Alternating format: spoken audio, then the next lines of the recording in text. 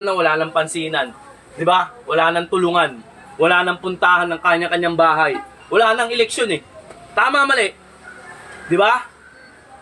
Duterte, history. Sinasamahan siya ng tao para mangampanya. Ginagastosan na siya ng buong bayan para hindi siya masugatan at wala naman siyang ilalabas.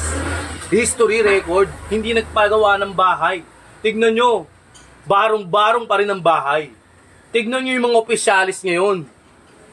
Diba?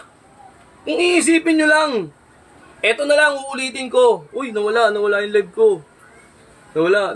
Okay pa. Okay, go. Nawala eh. Uulitin ko, ha? Sa mga BBM dyan. Oh, makinig kayo, mga BBM dyan, ha? Mawawala yung, ano ko, yung